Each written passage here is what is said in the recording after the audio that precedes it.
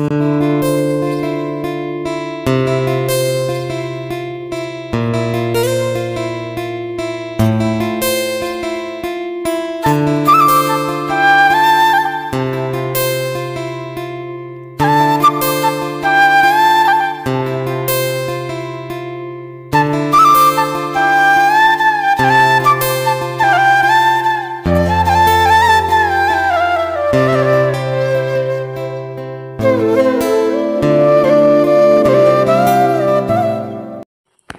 Everyone, welcome back to my channel. So आज आम्ही आलो आहोत जयपूर म्हणजे पिंक सिटी ऑफ जयपूर.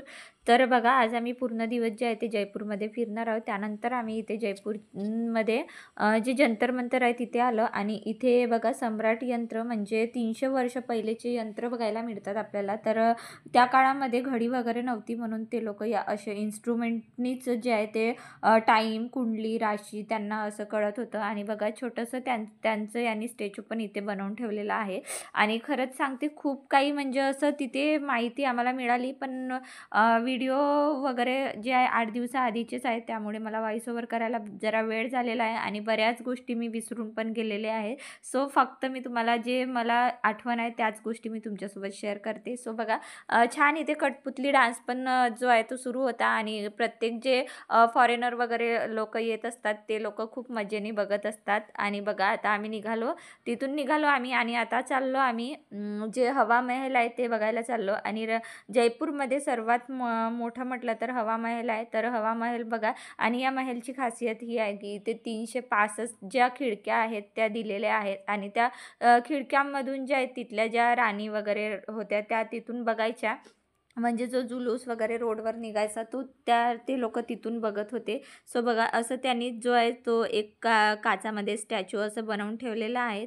त्यामुळे मी थोडासा शूट करून घेतला.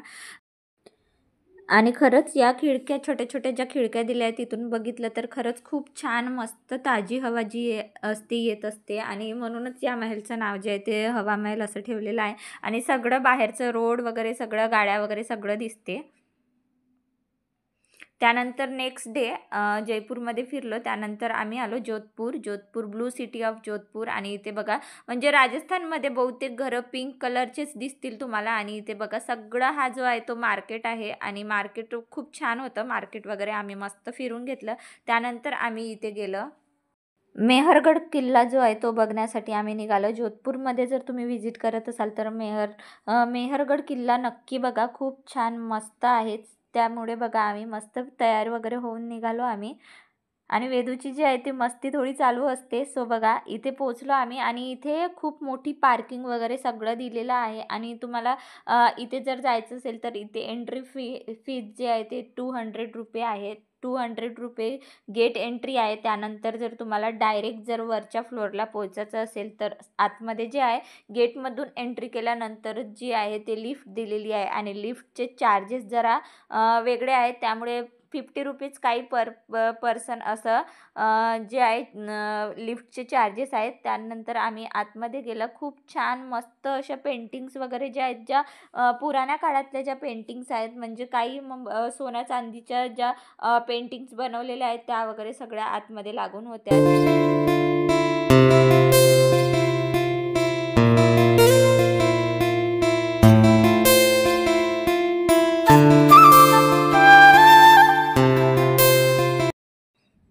त्यानंतर बघा, आम्ही आलो इथे लिफ्टने जायसाठी जरा लाईन लागावी लागते कारण खूप गर्दी होती. त्यामुळे खूप वेळ जरा आम्हाला इथे उभं राहावं लागलं. त्यानंतर लगेच आम्ही वरती पोचलो. आणि बघा, इथून बघा पूर्ण जोधपूर सिटी जी आहे ते दिसते. आणि पूर्ण जे आहेत बहुतेक घरं इथे पिंक ब्लू कलरचेच घरं दिसतील तुम्हाला. आणि इथे ब्लू सिटी म्हणूनही एक प्लेस आहे, पण आम्ही जरा व्हिजिट नाही केलं कारण आमच्याजवळ जरा वेळ कमी होता आणि तब्येती पण आमच्या सगळ्यांच्या बिघडलेल्या होत्या. त्यामुळे आम्ही जेवढ्या फास्टमध्ये आम्ही जो आहे हा टूर कंप्लीट केला.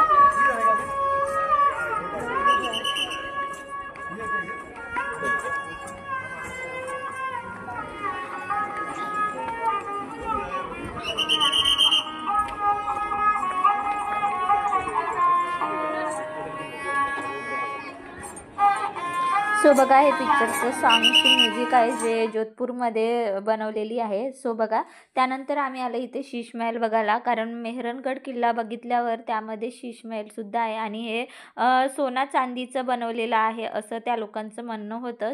आणि बघा इथे सगळ्या बाजूने जे आहे राजस्थानी कलेनीच डिझाईन केलेले सगळे पुरातन काळातल्या वस्तू तुम्हाला इथे दिसतील. आणि बघा थोडक्यामध्ये जे आहे ते मी पटापट तुम्हाला इथे दाखवून घेते. पूर्ण असं त्यांचं जो आहे असं छान मस्त असा जो हा किल्ला त्यांनी सजवून ठेवला आहे. आणि बघा सोन्याचं बघा खूप छान इथे बारीक काम आणि पूर्ण राजस्थानी जयपुरी जोधपुरी डिझाईन जे आहे ते पूर्णपणे इथे तुम्हाला दिसून पडेल. त्यानंतर इथे नाश्ता वगैरे केला आणि लगेच आम्ही निघालो समोर. आणि समोरच इथे जे आहे ते मार्केट भरलेलं होतं. पण इथल्या वस्तू इतक्या महाग होत्या की काहीच आम्ही घेतलं नाही, फक्त बघितलं. आणि खूप कॉस्टली असल्यामुळे म्हणजे हे कसं आहे ना, ते स्पेशली इथे टुरिस्ट लोक जातात, त्यामुळे हे असं मार्केट त्यांच्या वस्तू विकल्या गेल्या पाहिजे म्हणून त्यांनी इथे मस्त असं मार्केट लावलेलं आहे, पण खूप महाग होता. त्यानंतर नेक्स्ट डे नंतरचा दिवस जो आहे आम्ही इथे आलो चित्तोडगडला व्हिजिट केलं. सो तुम्हाला एक नक्की मी इथे एक म्हणजे टिप्स काय मी एक नक्की गोष्ट शेअर करते की जर तुम्ही चित्तोडगडला पद्मावती महल जर बघायला जात असाल तर प्लीज करून पद्मावती पिक्चर किंवा पद्मावतीची जी माहिती आहे ते तुम्ही नक्की एकदा पिक्चर बघून पहा. त्यानंतरच तुम्ही चित्तोडगडला व्हिजिट करा. आणि चित्तोडगडला भरपूर म्हणजे पाहण्यालायक खूप छान छान गोष्टी, छान छान किल्ले होते. पण मला तरी नव्हत्या माहीत, म्हणजे महल वगैरेची माहिती, डीप माहिती आपल्याला माहीत नसते. त्यामुळे जरी तुम्ही पिक्चर वगैरे बघितलं तरी तुम्हाला जो आहे हा एरिया जो आहे तो समजून जाईल. आणि इथे गाईड लोकांचं खूप फोर्स असते, गाईड करा. सो तुम्हाला जर गरज असेल तरच तुम्ही जे आहे ते गाईड करा, नाहीतर मग तुम्ही स्वतःच्या यूट्यूबवरती वगैरे सर्च करून जे आहे तुम्ही सगळ्या गोष्टी ज्या आहेत त्या शोध लावू शकता. आणि इथे बघा खूप छान आम्ही आतमध्ये आलो. आतमध्ये जे आहे वरतीपर्यंत गाडी जाते, गाडी वगैरे पार्किंगसाठी छान मस्त जागा केलेली आहे. फोटोज वगैरे भरपूर मस्तपैकी शूट करून घेतले, कारण बॅकग्राऊंड जर खूप छान असेल तर फोटो पण खूप छान येत असतात. सो तुम्ही पण नक्की जर विजिट करत असाल तर भरपूर फोटो वगैरे कॅप्चर करू शकता. इथे खूप छान मस्त जागा आहे फोटो वगैरेसाठी. आणि खूप शांत एरिया होता आणि खूप म्हणजे मजा पण आली. आणि आमच्या टूरचा हा लास्ट डे होता आणि आम्ही जो टूर आहे तो अर्ध्यामध्येच थांबवला, कारण आता आम्हाला घरी परत जायचं आहे. आणि जर तुम्ही टूरवर जात असाल तर एक गोष्ट नक्की लक्षात ठेवा की 7 दिवसाचं टूर इनफ आहे. 15 दिवसाचं जर टूर करतो म्हटलं तर खरंच आपली बॉडी पूर्ण थकून जाते. त्यामुळे बघा पद्मावती महल बघितला, त्यानंतर इथे उंटाची जी आहे ती सवारी केली, मस्त उंटावर वगैरे बसून आम्ही मस्त फिरलो. आणि भरपूर व्हिडिओ जे आहेत ते मी स्किप करून जेवढे शक्यतो मी खूप कमीत कमी तुमच्यासोबत शेअर केले, कारण जर पुन्हा व्हिडिओ डिटेलमध्ये शेअर करत बसले असते तर भरपूर वेळ झाला असता आणि भरपूर दिवस पण लागले असते. तर चला आता आम्ही आलो नागपूरला, म्हणजे चित्तोडगड ते नागपूर आम्ही एका दिवसात पोचलो. आणि आता भेटूया उद्यापासून नेक्स्ट व्लॉगमध्ये. So bye everyone.